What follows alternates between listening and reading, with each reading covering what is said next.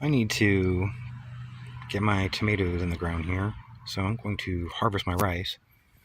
It was an okay experiment, but it's not something I'll do ever again.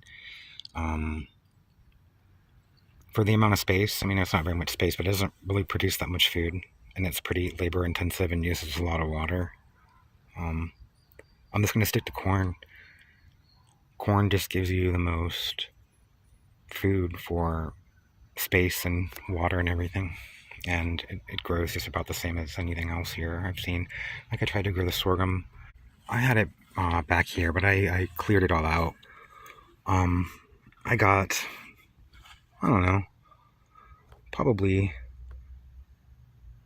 3 or 4 pounds of it, but a lot of it was moldy because it rained so much and things, and it's just not worth the space. It was just something to see. I think in the future I'm just going to stick to corn, because corn, for my money and space and everything and taste, it tastes so much better too. So I'm just going to stick to corn. I'm going to let this amaranth over here go to seed, I think. Hopefully it'll be okay. I was going to plant tomatoes here, but I decided that I'm just going to put cabbage here. And the rest of the tomatoes I put out front, except for a few here. I dropped a couple tomatoes and some peppers in there for my neighbor. I haven't seen them for a while, but because they're busy. But when I get to see them, I'll let them know that I put them there. And over here, my pumpkins and stuff are growing okay. But I hung some sorghum here. Oh, looks like some of it fell, just to continue to dry. I think some of it, it's okay. I think I might try eating some of those. But since it got so moldy, it makes me a little nervous. I don't want to make myself sick. I might have to, I might just give it to the animals, so I don't have to worry about it. I mean, I'm just going to stick to corn. I don't have to worry about I mean, these were all covered with ants too. The entire time they were growing, the ants kept getting it, so who knows what kind of stuff they put on there. It's kind of gross. And corn's kind of in its husk, so it's a little better protected. Yeah, I decided I'm not going to bother with those other grains. I mean, I tried. And the rice here, some of it isn't done, but I need the space for the tomatoes. I'm not going to waste tomato growing time just to get a couple handfuls of rice.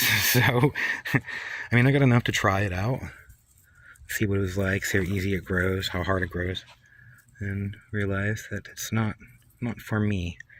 So I'm going to harvest all the little bits here that I can,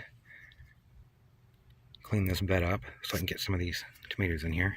Gonna go around and cut that part off and put it in a bowl here, and just do that with all of it, and then I'll go through and cut them off the ground here. I'll just cut them off at the ground there and leave the roots in the soil.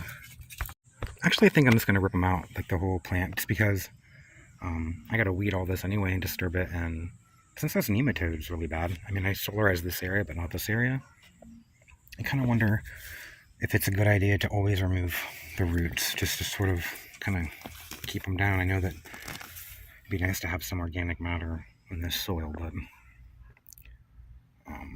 if it's just gonna breed nematodes, then I don't want them to be to leave the roots. So anyway, I'm gonna get all the roots out of here just to maybe prevent that, and harvest the rice. So I'll be back.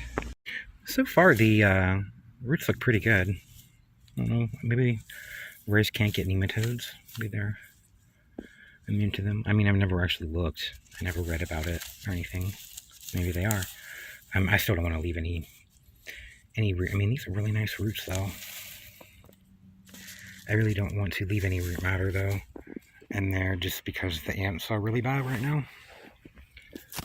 And they're kind of farming up and down the rice, and I kind of feel that if I just chop it off, it'll just make the ants eat the roots and cause fungal issues and stuff maybe in this bed that I don't want to deal with. So I'm just pulling them out. Looks pretty good, I think. pretty healthy for growing in sand. Pretty healthy roots. They hold on to the sand pretty well too. Look at that. They're like these long, skinny roots. And then these fibery ones. These feel really soft.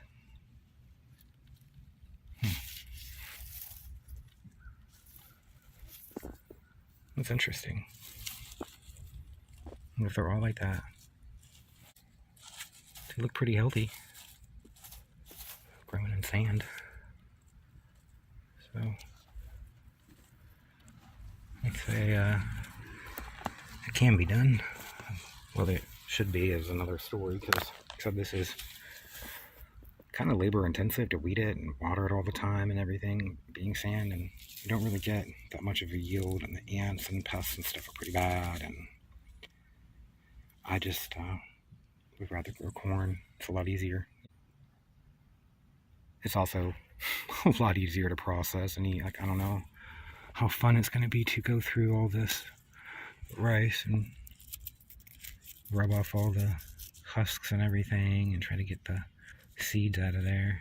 But they're little rice kernels, although I don't see any rice in some of this stuff. I said some of it was empty. Not pollinated yet or something. Or it was just too hot and it didn't form, or the ants or something.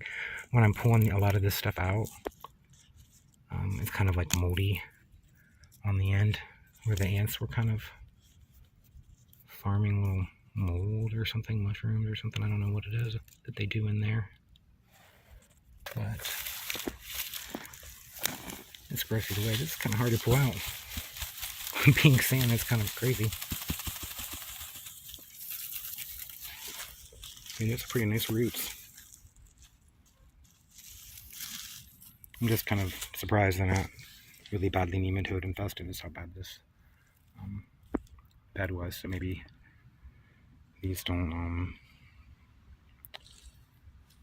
get nematodes. Maybe they're immune to them or something, or they're just really, I don't know. So I might not have to worry about it affecting the tomatoes right through here or right there for a while. That's pretty cool. So I'm glad I'm choosing this area to plant them in. See what I mean? There's like this white mold or fungus or something that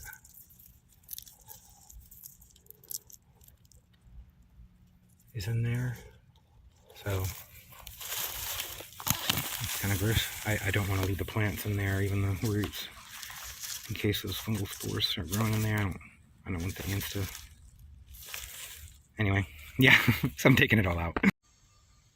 Okay, I got all the rice out of there, and some of it wasn't ready, and it's a little early, but I have to get my tomatoes in because it's September, and I gotta have at least 3 months of growth and tomato time. Otherwise, I'll be, harvesting maybe toward the end of December, worrying about frost maybe and things like that. So I want to try to get them in by September so they have 3 months of good growth, so I can get some tomatoes. Not these larger ones. Some of them are earlier, like 4th of July is early, and early girl. I think they're like around 50 days after you transplant them. So time for the rice to go away. Same with this sorghum over here. I planted some black sorghum just to see what would come up. I was kind of curious about it, and just because I didn't want a bunch of weeds growing here, I wanted just to save the space, because I don't really grow. The summer is just kind of something just to transition between 2 growing seasons, so I don't really plan on actually harvesting too much. I'm just going to grow corn next year, corn and squash from now on in the summer. So yeah, I'm going to put tomatoes here. I got rid of all this sorghum too. Seeing what my massive rice harvest is, it's probably a couple servings of rice. Okay, I think what I'm going to do is remove these pineapples, just because they're not going to grow very much over the winter. And might even try putting them somewhere more protected. And then I can put 3 more tomatoes here, because I have these 4 over here, and that'll save me from having to put these over here, because I really want to just keep this over here. Brassicas and different types of greens and lettuce and things like that. For this whole thing, I want to have at least 15 rows going this way, so that'll give me an extra row. And then I won't have to have tomatoes over here. I can just have them all over here in this bed. Okay, so I went to poke this pineapple and it's rotting away. It's full of ants and smells. It's even drawing a fly. So I guess I'm not going to be saving that. Ooh. And I'm going to get rid of these. This one just came out too, so I think that, and the ants are getting this one too. And me, they bite. So, yeah, I guess I'm just going to clean this whole area out anyway and not, be able to have room. So, I guess they're going. Okay, I have my tomatoes all in the ground for this season. I have 15 here. 3, 3, 3, 3, and 3. And then I had a random leftover one that I put over here just to see how it will do in all this composted stuff here. And the rest, I had 10 more of them other than the 4 that I gave to my neighbor. I put here, there, and there, right here,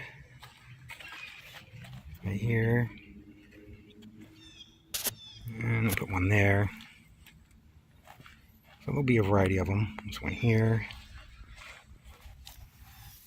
Snail in there already. And a couple of them over here. One here, and then I stuck one down there, and the final one over here. So I have, I think, 26 plants altogether. So that should be plenty of tomatoes. I'm really only concerned with the Roma and the purple. I mean, all of these would be nice to get a harvest off of, but the main ones I'm concerned about are these 3 here, which are a Roma, a purple, and a Roma. And then there's another purple right there. So I plan to cross these ones. Those ones are Cherokee purple, and I thought about trying to cross those, but I think I'm just going to focus on the Romas. So these 3 here are my main focus.